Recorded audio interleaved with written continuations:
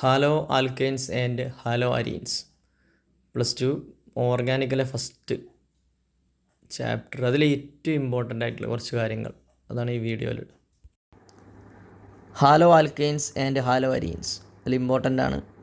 നമ്മൾ previous question വെച്ച് നോക്കിയിട്ടാണ് ഈ ഇമ്പോർട്ടൻ്റ് ഒക്കെ സെലക്ട് ചെയ്തത്. അപ്പോൾ ഇത് ഡയറക്റ്റായിട്ട് ചോദിക്കുന്നൊന്നും ഉറപ്പ് പറയണില്ല. എല്ലാം ഇമ്പോർട്ടൻ്റ് ആണ് ഈ എഴുതിയത്. അത് ഇൻഡയറക്റ്റായിട്ട് ചോദിക്കാം. ക്വസ്റ്റ്യൻ മേക്കർ അയാളെ കഴിവ് തെളിയിച്ചാൽ ക്വസ്റ്റ്യൻ ടഫാവും. അപ്പോൾ നന്നായിട്ട് പഠിച്ചവർക്ക് ഒരു കുഴപ്പമില്ല. ഓക്കെ, അപ്പോൾ ശ്രദ്ധിച്ചോ. ഫസ്റ്റ് ഒന്ന് ഓടിച്ച് നോക്കാമെന്നേ ഉള്ളൂ. Preparation of halo alkanes. അതിൽ ഹാലോ ആൽക്കെയിൻസിൻ്റെ പ്രിപ്പറേഷൻ ഏറ്റവും ഇമ്പോർട്ടൻ്റ് നമ്മൾ പറയണത് ഫ്രം ആൽക്കഹോൾസ് നിന്ന് തയോണൈൽ ക്ലോറൈഡ് ഉപയോഗിച്ചുള്ള പ്രിപ്പറേഷൻ. തയോണൈൽ ക്ലോറൈഡ് ഉപയോഗിക്കുമ്പോൾ പ്രത്യേകത പ്രൊഡക്റ്റ് ആൽക്കൈൽ ഹാലൈഡിൻ്റെ കൂടെ 2 എസ്കേപ്പബിൾ ഗ്യാസ് ആയിട്ടുള്ള സൾഫർ ഡൈ ഓക്സൈഡും പിന്നെ HCl. അതുകൊണ്ട് ഹാലോ ആൽക്കൈൻ്റെ സെപ്പറേഷൻ വെരി സിമ്പിളാണ്. അതുകൊണ്ട് അതിനൊരു പ്രിഫേർഡ് മെത്തേഡ് എന്ന് പറയും. പിന്നെ പ്രിപ്പറേഷൻ ഹാലോ അരീൻസിൽ നെയിം റിയാക്ഷൻ കണ്ടല്ലോ, സാൻമേഴ്സ് റിയാക്ഷൻ. നെയിം ഉണ്ടെങ്കിൽ പിന്നെ അത് വളരെ ഇമ്പോർട്ടൻ്റ് ആണ്.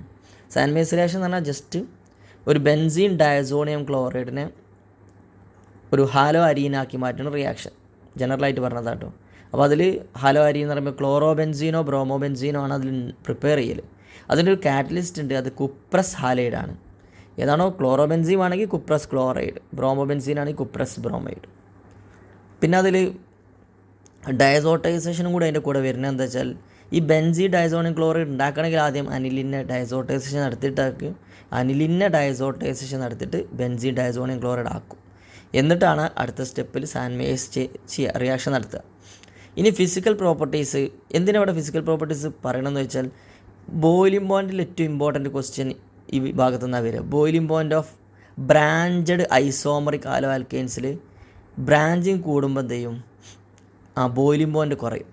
അതാണ് ഐസോമറിക് ഹാലോ ആൽക്കെയിൻസിൽ ബ്രാഞ്ചിങ് കൂടിയാൽ ബോയിലിംഗ് പോയിൻ്റ് കുറയും. ഇനി കെമിക്കൽ റിയാക്ഷൻസ് പെട്ടെന്ന് പറഞ്ഞാൽ, chemical reactions of halo alkanes ആട്ടോ പറയണത്.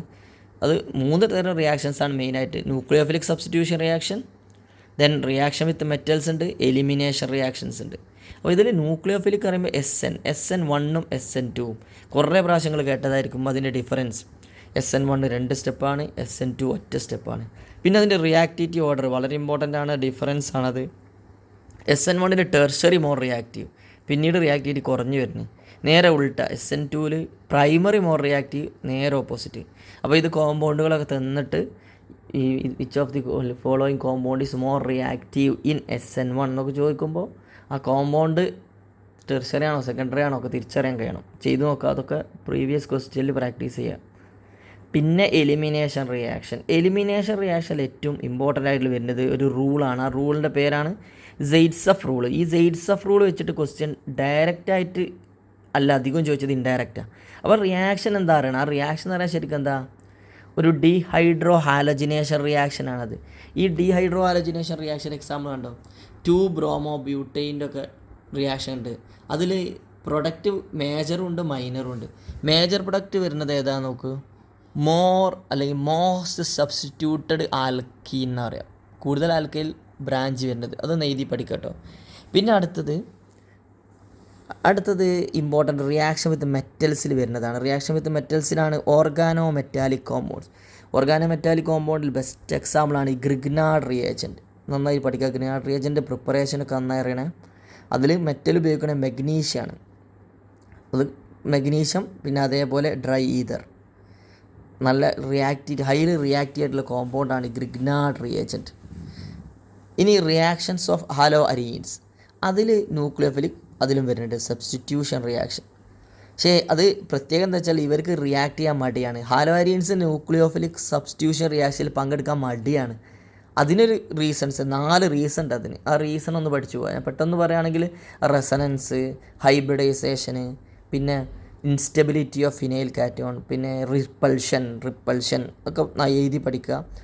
പിന്നെ ഇലക്ട്രോഫിലിക് സബ്സ്റ്റിറ്റ്യൂഷൻ റിയാക്ഷൻസ് പിന്നെ അറിയില്ല, കുറച്ച് റിയാക്ഷൻസ് അത് എഴുതി തന്നെ പഠിക്കണം അല്ലേ. ഹാലജനേഷൻ എന്ന് പറഞ്ഞിട്ടുണ്ടെങ്കിൽ സൾഫണേഷൻ, നൈട്രേഷൻ എഴുതി പഠിക്കാം. ഇനി വുഡ്സ് റിയാക്ഷൻ, ഇത് റിയാക്ഷൻ വിത്ത് മെറ്റൽസിലായിട്ട് വരുന്നത് തന്നെയാണത്. വുഡ്സ് റിയാക്ഷൻ +1 പഠിച്ചതാണ് വുഡ്സ്. അതുകൊണ്ട് വുഡ്സ് എന്ന് പറഞ്ഞൊന്നും ചോദിക്കൂല, അത് കൺവേർഷനൊക്കെ ആയിട്ട് ചോദിക്കുക. How to convert chloroethane to butane. അപ്പോൾ അത് വുഡ്സാന്ന് എക്സാം ഹാളിൽ നിന്ന് മനസ്സിലായ മാർക്ക് ഉണ്ടാവും, പുറത്തിറങ്ങിയിട്ട് മനസ്സിലായിട്ട് കാര്യമില്ല. അപ്പോൾ അതേപോലെ ഫിറ്റിക് റിയാക്ഷൻ വെരി ഇമ്പോർട്ടൻറ്റ് റിയാക്ഷൻ തന്നെയാണ്, നെയിം റിയാക്ഷനാണ്. അത് ശരിക്കും ഹാലോ അരീൻസിൻ്റെ ഒരു റിയാക്ഷൻ വിത്ത് മെറ്റൽസിലാണ് വരുന്നത്. ഇതൊക്കെ മെറ്റൽ സോഡിയം തന്നെ കേട്ടോ, metal sodium and dry ether. ആ ഫിറ്റിക് റിയാക്ഷൻ പ്രത്യേകിച്ചാൽ അത് ഡൈഫിനയിലാണ് ഉണ്ടാവുക, നോക്കുക പ്രൊഡക്റ്റ് വരെ കേട്ടോ. വുഡ്സ് ഫിറ്റിക് പറയുമ്പോൾ രണ്ടും കൂടിയും ഒരു ഹാലോ ആൽക്കെയിൻ മോളിക്കൂള് ഒരു ഹാലോ അരീൻ, അപ്പോൾ രണ്ടും കൂടി മിക്സ് ആകുമ്പോൾ എന്ത് വരുന്നത് വെച്ചാൽ, അപ്പോൾ ഒരു എക്സാമ്പിൾ ക്ലോറോബെൻസീനൊക്കെ എടുത്തിട്ട് അതിനെ ടൊളുവിനാക്കി മാറ്റുന്ന റിയാക്ഷനൊക്കെ വരുന്നുണ്ട്. അപ്പോൾ കൺവേർഷൻ ടു ക്വസ്റ്റ്യൻ ചോദിക്കുക, ഞാൻ പറഞ്ഞല്ലോ അതൊക്കെ തിരിച്ചറിയാൻ എക്സാമിന് എഴുതുമ്പോൾ കിട്ടണം. അതിന് എക്സാം കഴിഞ്ഞിട്ട് അതാണ് ഇതാണെന്ന് മനസ്സിലായിട്ട് കാര്യമില്ല. How to convert chlorobenzene to toluene ചോദിച്ചാൽ അത് ഔട്ട് ഓഫ് സിലബസ് അല്ല, ഇതാണ് വുഡ്സ് ഫിറ്റിക്കാണ്. പിന്നെ ഇത് പോളിഹാലജൻ കോമ്പൗണ്ട്സ് പറയുമ്പോൾ അതിൽ കുറേ കോമ്പൗണ്ട്സ് ഉണ്ട്. പക്ഷെ എന്താണ് അതിൻ്റെ ഡെഫിനിഷൻ ആദ്യം പറയണം. ഒന്നിലധികം ഹാലജൻസ് വരുന്ന കോമ്പൗണ്ടാണ് പോളിഹാലജൻ. അത് ഏറ്റവും റിപ്പീറ്റഡ് ക്വസ്റ്റ്യൻ. ക്ലോറോഫോമിൽ നമുക്കറിയുന്ന ഒരു കാര്യമുണ്ട്, ഓക്സിഡേഷൻ നടക്കുമ്പോഴാണ് പോയ്സണസ് ഗ്യാസിൻ്റെ കാര്യം, ഫോസ്ജീൻ, അതൊക്കെ നന്നായി പഠിക്കുക. പിന്നെ ഇൻഡിക്കേഷൻ പഠിക്കുക. ഫ്രിയോൺസ് എന്താ ജസ്റ്റ് നോക്കുക. DDTൻ്റെ ഫുൾ ഫോം ഒക്കെ പഠിച്ചു പോവുക. പിന്നെ അതേപോലെ അടുത്ത പാർട്ടാണ് പറഞ്ഞത് സ്റ്റീരിയോ കെമിസ്ട്രി അഥവാ stereo chemical aspects of electrophilic substitution reaction.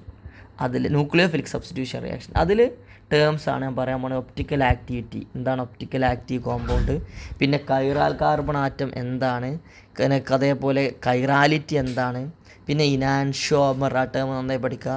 Then റെസിമൈസേഷൻ and racemic mixture, അങ്ങനെ കുറച്ച് ടേംസ് ഉണ്ട്. പിന്നെ മോളിക്യൂൾസ് തരും, എന്നിട്ട് ഒപ്റ്റിക്കലി ആക്റ്റീവ് ആണോ എന്ന് കണ്ടെത്തുക, അതൊക്കെ ചെയ്യുക. ഇതൊക്കെയാണ് ഇപ്പോൾ പെട്ടെന്ന് ഓടിച്ച് പറയുകയാണെങ്കിൽ ഇമ്പോർട്ടൻ്റ് കേട്ടോ. ഓക്കെ.